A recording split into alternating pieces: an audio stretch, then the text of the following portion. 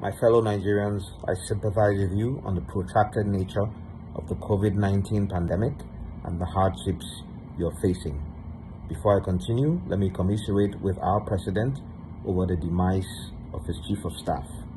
And let me use that to say that while we appreciate the apology from the PTF, we are concerned about their capacity to handle the work they're supposed to be doing, because those videos were an embarrassment to Nigeria and reflected the incapacity of Nigeria to handle this pandemic. If you say crowd was the problem, then you should not have allowed anybody to come near the venue of the burial, and no formal burial would have been required. With all due respect to the family, everybody knows the circumstances we're under, and I do not think that excuse is acceptable. Then the extension of the lockdown, I want to say, was necessary and appropriate.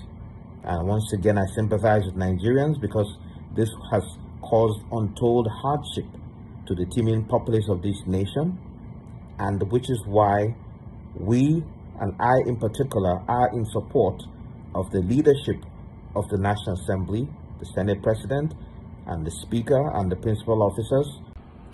The statement made by the Minister of Health today at today's PTF press briefing was completely unguarded and rather irresponsible, where he said that people who contracted COVID-19 should not look at it as a death sentence, that after all, 9 out of 10 people survive. Now that in itself confirms why the PTF and this government is taking the issue of testing so lightly. Mr. Health Minister, sir, who told you can determine who will survive?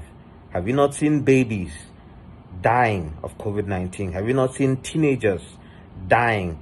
It is not restricted to a particular demographic. And have you not heard about asymptomatic patients? Your protocol and your conditions for testing in Nigeria are completely at variance with current global best practices in testing for the pandemic, where asymptomatic patients who do not show any symptoms about the disease are being tested, because that is the only manner and the way in which you can get ahead of this disease.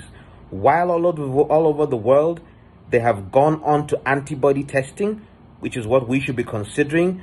Our health minister is still talking about 9 out of 10 people surviving. We're still talking about inability to do the diagnostic testing. I think the health minister should apologize for this rather shocking statement of his.